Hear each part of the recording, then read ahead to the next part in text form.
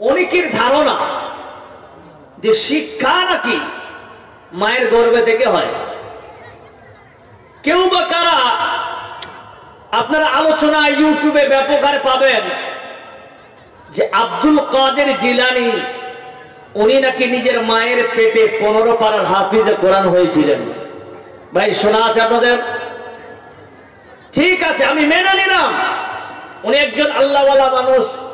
উনি যদি সত্যিকারে মায়ের গর্ভে থেকে 15 পারার হাফিজ হয়ে যান, তাহলে কোরআনটাকে একবার দেখি তো, কোরআন কি বলছে।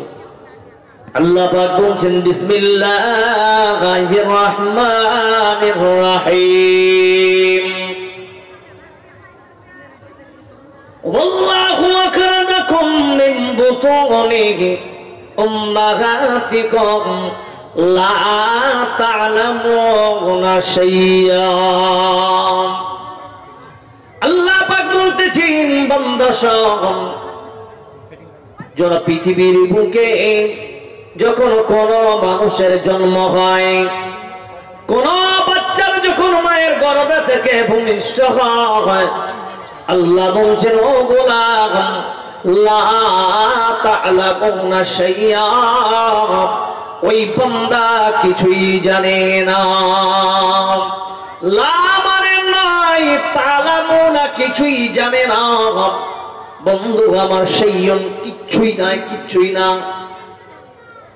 তালাম শব্দের অর্থ জানে না, শাইয়্যুন মানে যে কিছুই জানে না। বন্ধু বুঝতে পারলাম, যদি ওই জিনিসটা 15 পারার হাফিজ হয়ে যায়, তাহলে আল্লাহর কোরআন মিথ্যা হয়ে যাবে। বলুন ঠিক না বেঠিক? তাহলে এই জায়গায় প্রশ্ন হলো, ও মৌলভী সাহেব, আপনি বললেন যখন মায়ের গর্ভে থেকে একটা বাচ্চা যখন ভূমিষ্ঠ হয়, লা তা'লামুনা শাইয়্যা, ওই বান্দা কিছুই জানে না। তাহলে বলুন তো, একটা বাচ্চাকে আমরা পুলিশ হতে দেখেছি, একটা ছেলেকে আমরা আর্মি হতে দেখেছি, কাউকে আবার ডাক্তার জাকির নায়েক হতে দেখেছি। জোরে বলুন ঠিক না বেঠিক? আবার কাউকে বড় আলিম মুফতি হতে দেখেছি, কাউকে মাদানী হতে দেখেছি, ভালো কোরআনের হাফিজ হতে দেখেছি। মৌলভী জবাব দাও, আল্লাহর কোরআন অনুযায়ী লা তা'লামুনা শাইয়্যা, কিছুই জানে না, কিন্তু পারে কেন এইগুলো তারা ডিগ্রি কি করে করলো? আল্লাহ পাক বলতেছেন গোলাম শোনো, তোমরা মনে করেছো আমি জালিম। আল্লাহ আমি জালিম নয়। পৃথিবীর জমিনে তোমরা শোনো, কিছুই জানো না, এটাই সত্য।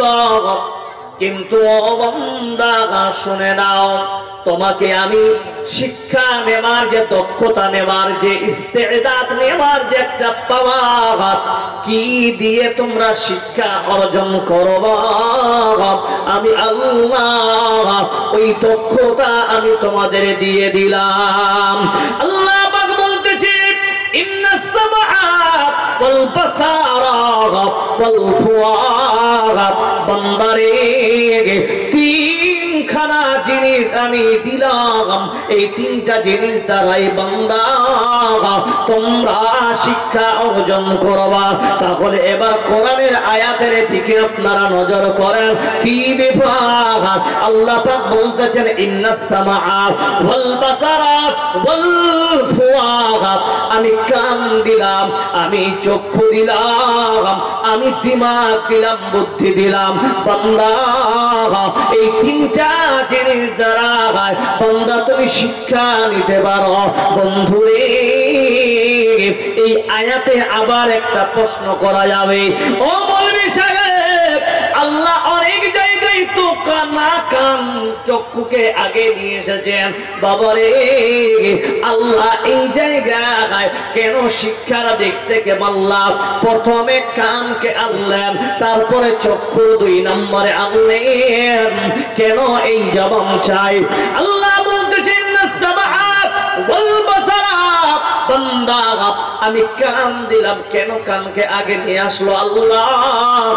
ও আমার মাইরা, ও আমার ভাইজা, সামনে রমজান মাস আসতেছে বাবারে, 11 মাস তোমরা কোরআন পড়ো না, 11 মাসের কোরআনের তেলাওয়াত হয় না। গোলাম ও যুবকের দল, তোমাদেরকে মেসেজ দিয়ে যাব, যুবরে কোরআন একবার বুঝে পড়ে দেখো, পৃথিবীর সব কিতাবকে তোমরা ভুলে যাবে। জোরে সরে বলা যাবে না রে তাকবীর।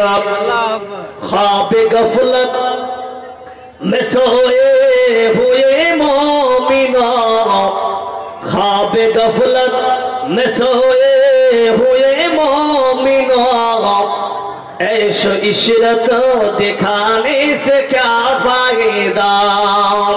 आंखों खोलो उठो याद रब को करो, आंखों खोलो उठो याद रब को करो, उम्र यूं ही गवाने से क्या फायदा?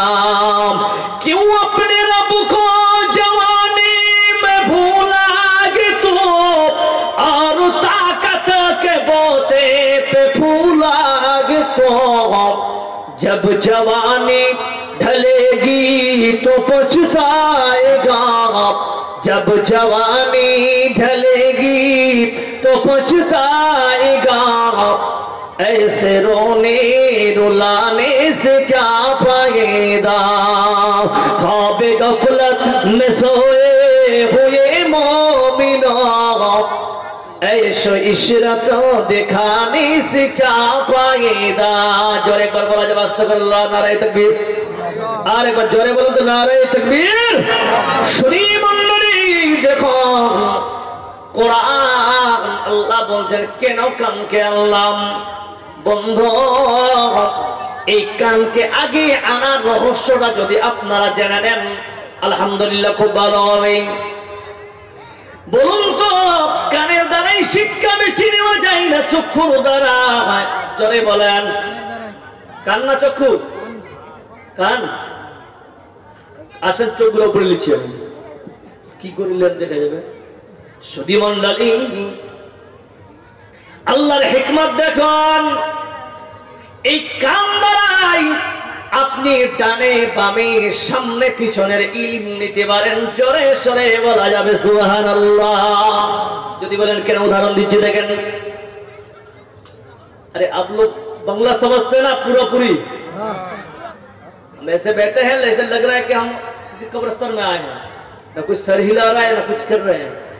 अल्लाह हम सबको हिफाजत फरमाए। जय बोलो ना पे कुछ तो बोलिएगा। हाँ, हम सोचे कि हम कहाँ आ गए हैं। चलिए शायद দেখেন, এটা হচ্ছে আমার ডান, আপনাদের বাম। এটা আমার বাম, আপনাদের ডান। ভালো করে দেখেন। আচ্ছা, আপনাদের বাম পাশে কিছু আওয়াজ পাচ্ছেন ডিজের? কিছু করে স্টপ হলাম আমি, আসছে মাশাআল্লাহ। এদিকে এদিকে লক্ষ্য করেন, কিছু পাওয়া যাচ্ছে, কিছু পাওয়া যাচ্ছে। চেঁচা করছে না, পাখি পাওয়া যাচ্ছে কিনা? জি, সামনে তো আমি বলছি, আর পিছনে ব্যতিক্রমে কেউ যদি একটা ঢোল বাজাতে শোনা যাবে কি যাবে না? তাহলে কানের মধ্যে দেখেন, আল্লাহ যে ফার্স্ট সামআ, কানকে নিয়ে এসেছেন ইলমের শিখার ক্ষেত্রে। তাহলে কানের মর্যাদাটা চক্ষুর থেকে বেশি হওয়া লাগবে বলে 1 নম্বর রোল, তাই না ভাই? আপনাদের কি মনে আছে কি যে ইংলিশে পেয়েছে 100-র মধ্যে 20, অঙ্ক তো পেয়েছে 100-র মধ্যে 18, বাংলাতে পেয়েছে 100-র মধ্যে 15। হ্যাঁ, আদার্স কিতাবগুলোতে 15-20 মধ্যে। এখন যদি মাস্টার ওকে 1 রোল দেয়, তো ওই মাস্টারটা মার খাবে কি খাবে না? জি, খাবে কি খাবে না? মাস্টারকে বলে আপনি কি দারু খেয়েছিলেন নাকি? আপনি কেন নাম্বার দিলেন এতগুলো? ये तो कोई देर फेल हो, तो ये तो 1 नंबर फेल। আপনি 1 রোল কত ফেলের দিক থেকে একেবারে 1 নম্বর রোল দিয়েছেন, মানে তাহলে ভুল তথ্য। জি, তাহলে শিক্ষা যেটার দ্বারা বেশি উপলব্ধ মানুষ করতে পারবে, সেটাকে প্রাধান্য দিতে হবে। জোরে বলুন ঠিক না বেঠিক? এই জন্য কানকে নিয়ে আসলেন। কানের দ্বারায় চতুর্মুখী ইলিম মানুষ নিতে পারে। বুঝতে পারলাম? চতুর্দিকের ইলিম শিক্ষা মানুষ নিতে পারে, নাম্বার 1। নাম্বার 2, ওয়াল বাসারা, এই চক্ষু দিলাম কারণ আল্লাহ পাক বলছেন এই চক্ষু দিয়ে বান্দা তুমি সঠিক জিনিসটা নির্ণয় করবা। কেমন করেন? কুল হাদিহি সাবিলি আদউ ইলাল্লাহি আলা বাসীরাতিন। পৃথিবীর মানুষেরা, আপনি কোরআন জানেন না, আপনি হাদিস জানেন না, আপনি বিজ্ঞান জানেন না, আপনি সায়েন্স বুঝেন না বন্ধু, তাহলে আপনি কিছুই বুঝেন না, কোনদিন কোরআন থেকে আপনি জানেন নাই। বন্ধুরে আমার, শুধু মানুষের শোনাই শোনাই চললে হবে না, আপনি নিজেকে প্র্যাকটিক্যাল আপনাকে দেখে দেখে জ্ঞান অর্জন করতে হবে। যদি আপনি অ্যাকুরেট ভাবে জ্ঞানটা অর্জন করার আর মানুষকে আপনি পড়াতে যান, ওটার একটা আসর আলাদা হবে। আল্লাহ পাক বলতেছেন, গোলাম রে শোন, আমার দ্বীন প্রচারের জন্য বান্দা তুমি যদি সঠিক দীক্ষা নিতে পারো, কান দ্বারাই নিলা, চক্ষু দ্বারাই নিয়েছো, কেমন তোমাকে নিতে হবে? আলা বসিরাতিন, জাগ্রত জ্ঞান নিয়ে বান্দা তুমি আমার বান্দাদেরকে আমার দিকে ডাকবা, একটা মানুষ বাদ যাবে না। সুধী মণ্ডলী, এবার বলুন তো শিক্ষা, এই শিক্ষাটা বলতেছি পৃথিবীর জমিনে আপনারা শিক্ষিত মানুষ মুসলমান, বলুন তো বুদ্ধিমান ভালো না জ্ঞানী ভালো? যে জ্ঞানী আর বুদ্ধিমানের মধ্যে কোনো ডিফারেন্স আছে? হাসান জি বলিয়ে, বুদ্ধিমান এবং জ্ঞানী এই দুইজনের মধ্যে কোনো ডিফারেন্স আছে? কেউ বলতে পারবেন? এবার এই জায়গায় আপনারা সবাই ফাঁসবেন। এখানে আপনারা শিক্ষিত মানুষ, অনেক হাই লেভেলের শিক্ষিত মানুষেরা আছেন, হ্যাঁ, মা খালাদের মধ্যে অনেক শিক্ষিতরা আছে। আপনাদেরকে বলছি, আজকে গিয়ে দেখবেন জ্ঞানী এবং বুদ্ধিমান দুটাই দেখবেন একই না আলাদা আলাদা। যদি বলেন কেন, তাহলে আসেন যেটা সংজ্ঞাটা দিচ্ছি। জ্ঞানী কাকে বলে আর বুদ্ধিমান কাকে বলে, এই জায়গায় আসি। যারা আজ নিজেকে বুদ্ধিমান ভাবতেছেন তারা নিজে বলবেন আমি বুদ্ধিমান, আর যারা জ্ঞানী তাদের কি ধারণা, তাদের স্ট্যাটাসটা কি হবে, তার দুনিয়াতে জ্ঞানী হয়, তাদের জ্ঞানী মানুষ পরিচয় পাবে, আপনাকে বলতে হবে না। বুঝতে পারলাম? আর যারা বুদ্ধিমান ওদের চরিত্র কেমন হবে, দুটাকে বলতেছি আমি। বুদ্ধিমান এবং জ্ঞানী। পৃথিবীর সর্বপ্রথম বুদ্ধিমান কে ছিল, কেউ বলতে পারবেন? মিস্টার ইবলিস। কি বললাম? হ্যাঁ। আর সর্বপ্রথম জ্ঞানী কে ছিলেন? হযরত আদম আলাইহিস সালাতু ওয়াস সালাম। একবার জোরে বলা যাবে সুবহানাল্লাহ? সুবহানাল্লাহ। আপনাদের আওয়াজ নাই। এই সামনে ইলেকশন আসছে, তখন দেখবেন ইনকিলাব, তখন তাহেরিও ফেল পাবেন না কিছু। ইনকিলাব বলে বলে সারাদিন চিৎকার করে, এক শোকা, এক ছোটা, এক ইঞ্চ, এক বিন্দু অনু পরিমাণ আপনি সওয়াব পাবেন না।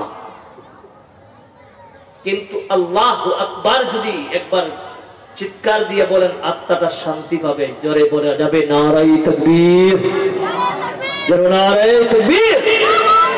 এবার শুনেন, ভালো করে ইতিহাসটা জানবেন, তাহলে বুঝতে পারবেন যে জ্ঞানী আর বুদ্ধিমান মৌলভী সাহেব বলে গিয়েছিল। জি, হযরত আদম আলাইহিস সালামকে সৃষ্টি করার পরে আল্লাহ তাআলা বলছেন, আদম আর হাওয়া দুইজনে তোমরা জান্নাতে থাকবে, কিন্তু ভুল করে ওই গন্ডুমের ফলে খাবে, ভালো করে খাবে না। সেম আল্লাহ তাআলা আদম আলাইহিস সালামকে এটা ওয়াদা করেছিলেন যে ওটা থেকে বেঁচে থাকবে, এটা আল্লাহর হুকুম। জোরে বলো ঠিক না বেটি? নাম্বার 2, ইবলিসকে বলা হয়েছিল কি, ইবলিস তুমি আদমকে সিজদা করো। ইবলিস কি বলছে, আমি সিজদা করব না। আল্লাহর হুকুমকে অমান্য করেছিলেন, আল্লাহ তাকে চিরতরের জন্য ইবলিস বানিয়ে দিলেন। বলুন ঠিক না বেটি? এই জায়গাটা মনে রাখবেন। এবার জ্ঞানীদের পরিচয় দেখেন আর বুদ্ধিমানের পরিচয় দেখেন। ইবলিস আল্লাহর হুকুমকে অস্বীকার করার জন্য আল্লাহ তাকে জাহান্নামে দিলেন।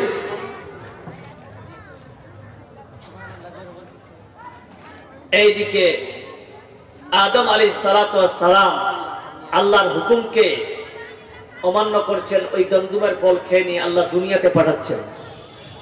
এতক্ষণ দুইজনের সমান ছিল, এখন দেখেন জ্ঞানী আর বুদ্ধিমানের পরিচয় হয়ে গেল। হযরত আদম আলাইহিস সালাতু ওয়াস সালাম এই দুনিয়াতে আসলেন, আসার পর নিজের ভুল নিজেই বুঝতে পেরেছেন। আহারে, আল্লাহর হুকুমকে আমি অমান্য করেছি বান্দা। তিনি নিজের ভুলকে স্বীকার করার পর তিনি আল্লাহর কাছে দোয়া চাইলেন, রব্বানা যালামনা আনফুসানা ওয়া ইল্লাম তাগফির লানা ওয়া তারহামনা লানাকুনান্না মিনাল খাসিরিন। আল্লাহ পাক আদম আলাইহিস সালামের দোয়া শোনার পর তিনি বললেন কি, আদম আমি তোমাকে আমি মাফ করে দিলাম। ইবলিস দেখতেছেন কিনা জোরে বলেন? ইবলিস বলতেছে আদম ভুল করে আল্লাহর কাছে মাফ পেল, ও আমার বুদ্ধি খাটাচ্ছে। ওটা আদম আলাইহিস সালাম জ্ঞান খাটালেন, ওটা জ্ঞানীদের পরিচয়। মানুষ ভুল করবে, জ্ঞানী ভুল করবে, আর সেটাকে শুধরানোর জন্য যেই জায়গায় ভুল হয়েছে সেই জায়গায় যাবে। কিন্তু ইবলিস দেখল আগারে আদম আলাইহিস সালাম তিনি ভুল করার পর তিনি নিজেই দোয়া করলেন, আল্লাহ মাফ করে দিলাম। এবার ইবলিস বুদ্ধি খাটাচ্ছেন, বুদ্ধিমান হয় বুদ্ধি খাটাচ্ছে। তিনিও আল্লাহর কাছে দোয়া চাইলেন, ইয়া রাব্বি ইন্নাকা ইয়াউমা ইউবআসুন। তিনি বলছেন, আল্লাহ আমাকে কিয়ামত পর্যন্ত তুমি আমাকে জিন্দা রাখিও, যাতে করে তোমার মুমিন বান্দাদেরকে আমি যেন বিগড়িয়ে তোমার জাহান্নামে আমি ঢোকাতে পারি। আল্লাহ পাক বলতেছেন, যা যা তোমাকে আমি এটা পাওয়ার আমি দিয়ে দিলাম, কিন্তু শুনে নে ওরে বিলে ওরে বুদ্ধিমান, শুনে নে বন্ধু, তুমি শুনে নাও কি দুনিয়াতে যারা তাকওয়াশীল হবে, যারা ঈমানদার হবে, তাদের তুমি চুল পরিমাণ ক্ষতি করতে পারবে না। শুধু মণ্ডলী, জ্ঞানী এবং বুদ্ধিমানের উদাহরণ দিতেছি, শোনো। আপনাদের এই গ্রামে, এই বষ্টমনগর গ্রামে হঠাৎ আজকে রাতে একটা বাড়িতে আগুন জ্বলে সব কিছু পড়ে গেছে। শুধু বাড়ির পরিবারেরা সমস্ত সদস্যরা বেঁচে আছে, শুধু পরনের কাপড় জুতা ছাড়া বাড়ির ভিতরে যা ছিল সমস্ত কিছু পুড়ে ছাই হয়ে গেছে। বন্ধু, তাহলে দেখে নেন এই জায়গায় সমস্ত গ্রামের ভিআইপি ধরনের লোক, এমএলএ আসলেন, আপনাদের প্রধান আসলেন, গ্রামের মেম্বার, সকলে আসার পর আফসোস করে বলতেছেন। কিছুক্ষণ পরে ভিডিও এসে বলছেন, ও মেম্বার সাহেব, রাত্রির মধ্যে 10টা পলিথিনের ব্যবস্থা করুন, খাবার দাবার কাপড়ের ব্যবস্থা করুন, আর কালকে 12টার পরে বা পরশু দিনে এই সমস্ত কিছু পরিষ্কার করে নতুন একটা ঘর আপনারা শুরু করে দেন, আমি পাস করে দিব। এটা ছিল জ্ঞানীদের পরিচয়। জ্ঞানী ভিডিও দেখা জ্ঞানী, জ্ঞানের পরিচয় ভিডিও দিলেন, এমএলএ দিলেন, এমপি দিলেন, আপনাদের প্রধান দিলেন, মেম্বার বলছেন হ্যাঁ খুব প্রয়োজন। গ্রামবাসী সকলেই বলতেছেন একদিন নয় 24 ঘন্টার মধ্যে বাড়িটা দরকার। এই শীতের মধ্যে বাচ্চা কাচ্চা স্ত্রীদেরকে নিয়ে কোথায় থাকবে? আপনাদের গ্রামের একজন কোটিপতি মানুষ তার বারান্দায় একটা দুটা দিনের জন্য থাকলো, পরের দিন বিছিয়ে স্বামী স্ত্রী বাল বাচ্চাকে নিয়ে ঘুমিয়ে আছে। এবার কালকে যাবার পালা, 15ই লাগবে। এতক্ষণ ধরে জ্ঞান কাজ করতেছিল, রাত 12টা যখন বেজে গেল, হঠাৎ ওই বারান্দাতে এসে বলছিল আব্দুল জব্বার বেরিয়ে আয়। স্ত্রী বলছেন স্বামী রে কেন, কে ডাকতেছে? বলছে মনে হয় আমাদের গ্রামের মেম্বার সাহেব, মেম্বার কেন ডাকতেছে? যান শুনে বলতেছেন ও আব্দুল জব্বার ভাই, আমি জানি আপনার বাড়ি পুড়ে গেছে, সোনা দানা যা ছিল নষ্ট হয়েছে আমি বুঝেছি, কিন্তু ভাই রে সরকারি রুলস অনুযায়ী এই মুহূর্তে 20,000 টাকা যদি না দেন আপনার ঘর পাকাশ হবে না। সোজা বাংলা নিয়ে দেখা যারা জ্ঞানী জ্ঞান কাজ করতেছিল আর বুদ্ধিমান তারা, যারা জ্ঞানের উপরে লাভ মেরে উপরে উঠবে তারাই হলো বুদ্ধিমান। এতক্ষণ মেম্বার মাথা তোমার ঠিক ছিল যে তুমি নাকি এই গরিব মানুষ পুরা গেছে বাড়িটা, এটার জন্য তুমি দুঃখ প্রকাশ করেছ, আবার তুমি ঘর পাস করেছ ভিডিওর ওর স্ত্রী পলিথিনের ঘরের ভিতরে বলছেন স্বামী রে আয় আবার এখন পয়সা নয়, দুটো খানের ঋণ আছে রে স্বামী, এই দুটো ঋণ দিয়ে দাও এই কচি ছোট্ট ছোট্ট বাচ্চাদেরকে নিয়ে, আমি আর এই কষ্টের মধ্যে থাকতে চাই না। শুধু মন্ডলী এই হচ্ছে বুদ্ধিমান জ্ঞানী। আপনারা মনে করবেন শুধু মন্ডলী, আপনি মুখ্যমন্ত্রী বলেন বা প্রধানমন্ত্রী বলেন, আপনারা যাকে বলেন না কেন সবাই জ্ঞানী নিজের জায়গায়, কিন্তু এরা বুদ্ধিমান হয়ে গেছে বেশি। যখন মানুষ বুদ্ধিমান হয়ে যাবে তখন তার মাথা কিছুই কাম করবে না, কাকে কি করতে হবে সেই জানে না। বন্ধু সোজা বাংলায় আসি রে বাবা, শিক্ষা যেদিন মরে যাবে সমাজ অন্ধকার হয়ে যাবে। বাপ তো শালা বলবে, বাপ পিতাই হত্যা করবে, কারণ শিক্ষা নাই, শিক্ষা নাই, শিক্ষা নাই। আজ আমরা শিক্ষা দিতে গিয়ে পিছাচ্ছি।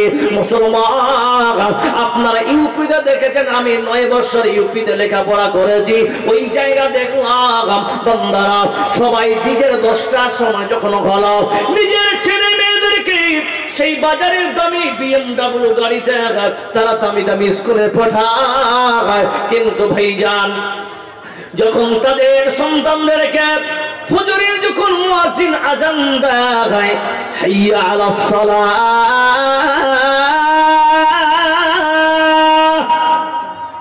হাইয়া আলাল ফালাহ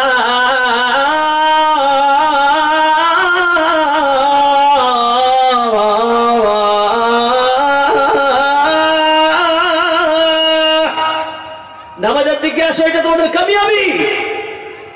নামাজের শেষে আমি নিজেই দেখেছি দামি ভিআইপি মানুষেরা কোটিপতি মানুষ তারা ছোট্ট ছোট্ট বাচ্চাদেরকে দিয়ে হাতে একটা বেখাল ধরে দিয়েছে, সঙ্গে একটা নুরানি কায়দা ধরিয়ে দিয়েছে। বন্ধু তাহলে কোথায় যাচ্ছি? 1 কিলোমিটার বাচ্চারা কাতারে কাতারে লাইনে লাইনে তারা বক্তব্য গিয়ে পড়ে। মুসলমান জবাব দিন, আজকে আপনাদের গ্রামের ইমামকে দোষ দিয়ে লাভ হবে না, কারণ আজকে যদি আমরা নিজেই সচেতন না হয়, ইমাম সাহেব পেটের দায়ে আছে রে বাবা, আজকে যদি বেতন বন্ধ করে দেন কালকে অন্য জায়গায় যাবে, বরং ঠিক না বেটে? বন্ধু আমাদের সকলকে জাহান্নাম থেকে বাঁচতে হবে। আমাদের মূল উদ্দেশ্য হলো যারা শিক্ষিত হবে তাদের দ্বারাই সম্ভব আল্লাহর নিকটবর্তী হওয়া, তাকওয়া অর্জন তারাই করতে পারবে যাদের মধ্যে জ্ঞান থাকবে, তারাই মুত্তাকিন হতে পারবে, যাদের মধ্যে জ্ঞান থাকবে তারাই নেক বান্দা হতে পারবে, আর যারাই নেক বান্দা হবে তারা আল্লাহর আইন ফলো করে চলবে, আর যারা আইন মানবে আল্লাহ বলছেন বান্দা আয় আয় আয় আমার জান্নাত তোর জন্য রেডি আছে। শুধু মন্ডলী আল্লাহ বলতেছেন তালাবুল ইলমি ফারিজাতুন আলা কুল্লি মুসলিম। আবু দাউদ শরীফের হাদিস 2422 নম্বর হাদিস। আল্লাহর নবী বলতেছেন বন্ধু এই ইলম শিক্ষাটা ইসলামে নর এবং নারী বাচ্চা সবার উপর ফরজ। সুবহানাল্লাহ। আজকে দেখেন বাপ দিল্লিতে খেটেছে, তার বাপ পড়াতে পারে না, নিজেই বুঝে গেছে আহারে বাবা গরিব মানুষ বলে আমাকে পড়াতে পারেনি, কিন্তু আমি ওই ভুল করব না, কারণ সে দিল্লিতে খেটে কষ্ট করে স্বামী স্ত্রী মিলে নিজের বাচ্চাদেরকে মিশনে হোক বা মাদ্রাসায় হোক বা ভালো জায়গায় হোক, তারা চাইছে আমার ছেলে মানুষের মতো মানুষ যেন হয়, নিজেই কষ্ট করে নিজের সন্তানদের পড়াচ্ছে কিনা জোরে বলেন।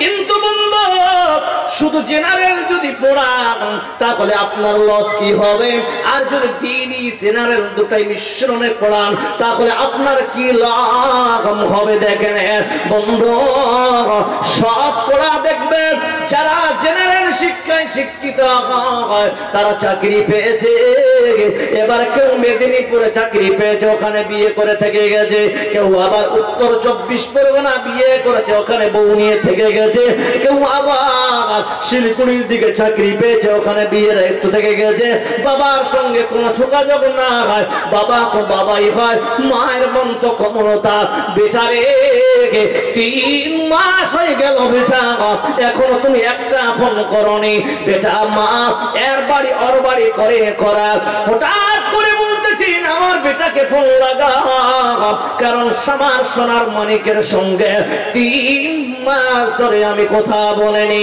বন্ধু যদি আপনি কোরআন শিক্ষা দেন ও গোলাম, আর আজকে যদি কোরআন শিক্ষা দিয়ে দেন আপনার দিনের তালিম যদি হাসিল করার বন্ধু আমার, আপনি যদি মারা যাবে বাবা ও মা, আপনিও যদি মারা যান আপনার ছেলের কাছে যদি এই দ্বীনি তালিম থাকে বন্ধু, যেটার জন্য আপনি দিয়েছিলেন ওই সাবজেক্টটা আপনি পূর্ণাঙ্গ পাবেন। যদি বলেন কেমন, তাহলে ভালো করে দেখেন। হায়রে মুসলমান ছেলে নামাজ পড়বে, হঠাৎ করে আপনাদের গ্রামের ইমাম সাহেব বলছেন ও গ্রামবাসীরা নিজের বাবা মায়ের জন্য তোমরা দোয়া করবে। কি দোয়া? রব্বির হামহুমা কামা রাব্বায়ানি সাগীরা। সমস্ত মানুষ শুনলো, আপনার সন্তান মুখস্থ করে নিল, বাচ্চা আসরের নামাজ পড়ল, ওই জায়গায় গিয়ে বলছেন আল্লাহ এতদিন ধরে জানতাম না মা বাবার প্রেম, কিন্তু আল্লাহ বাবা আমার জন্য দোয়া করলাম, আপনার ছেলের কাছে যদি দ্বীনি তালিম থাকে ভুল করে বলে একদিন মুখ থেকে বের হবে রব্বির হামহুমা কামা রাব্বায়ানি সাগীরা। सजदों में वो अशोकों से दामन को भिगोते हैं, सजदों में वो अशोकों से दामन को भिगोते हैं, उम्मत के लिए आका तन्हाई में रोते हैं। जरे बोलो नारे तकबीर। শুধু মণ্ডলী তাহলে বুঝা গেল এবার আসল লাভের দিকে।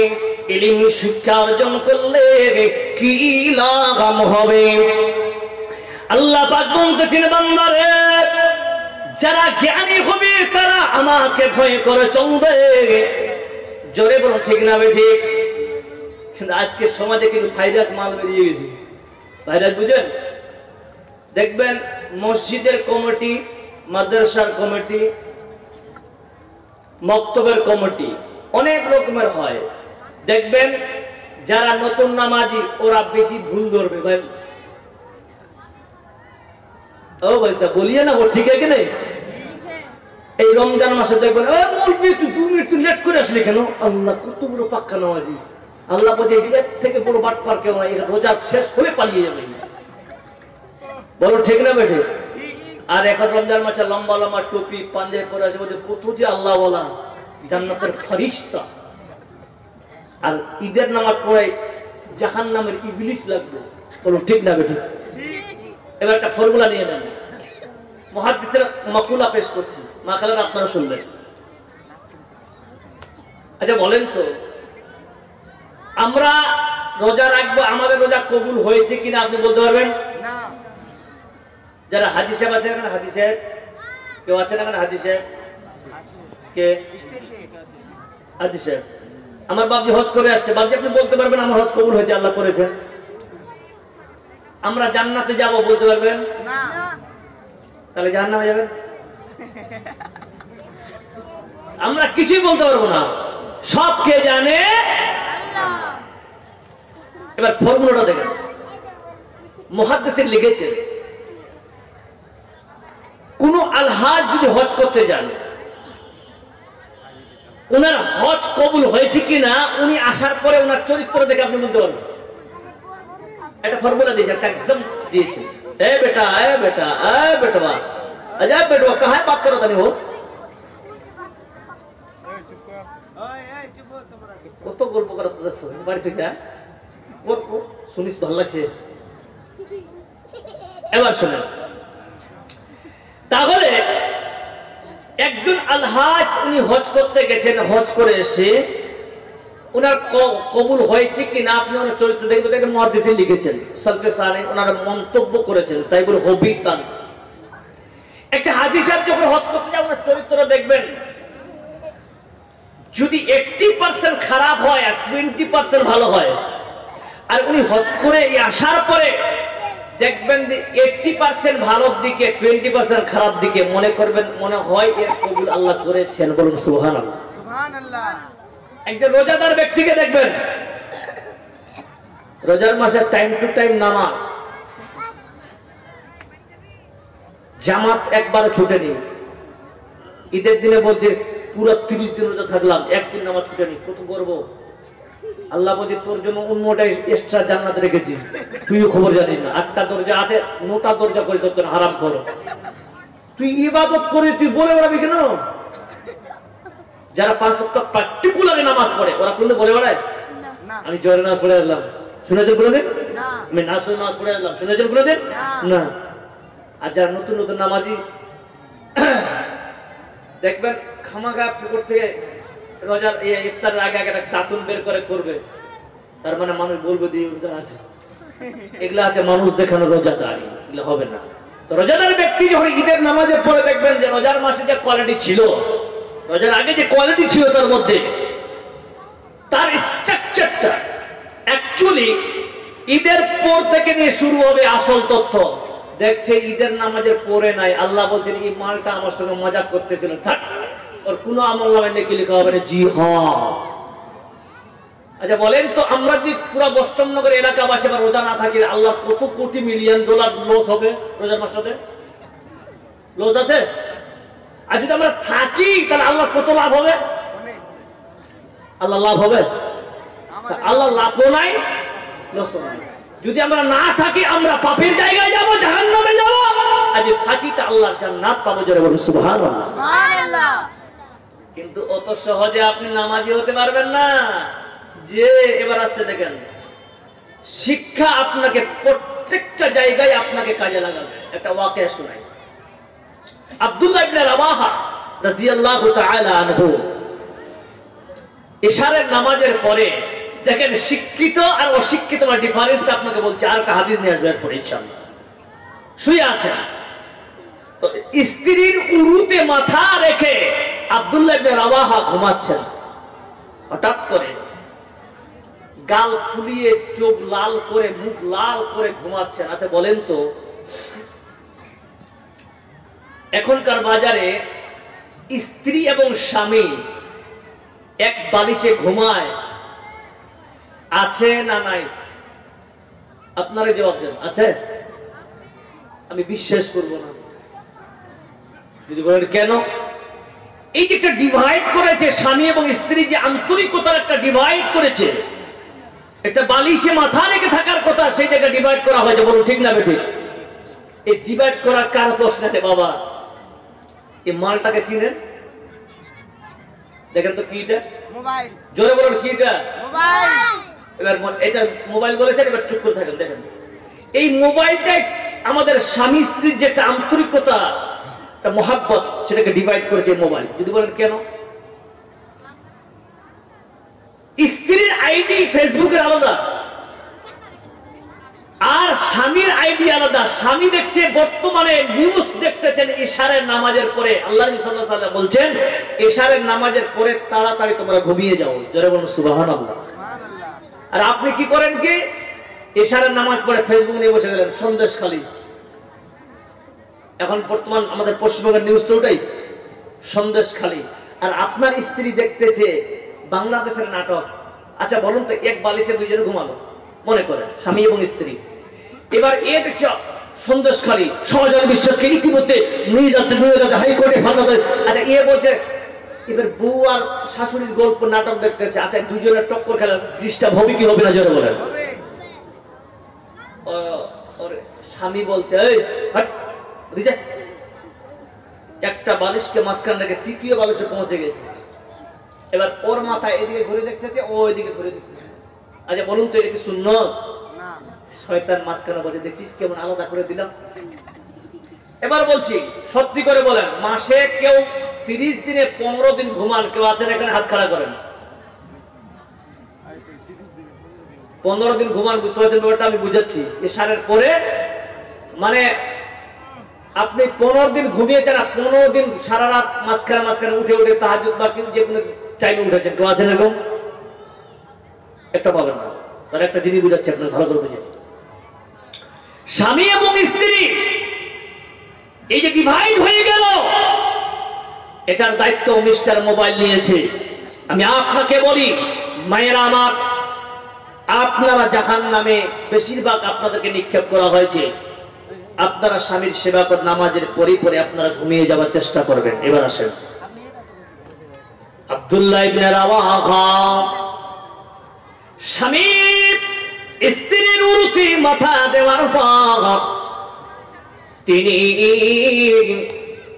একটি আয়াত সূরা মারিয়ামের 71 নম্বর আয়াত তেলাওয়াত করছেন। ওয়া ইন মিনকুম ইল্লা ওয়ারিদুহা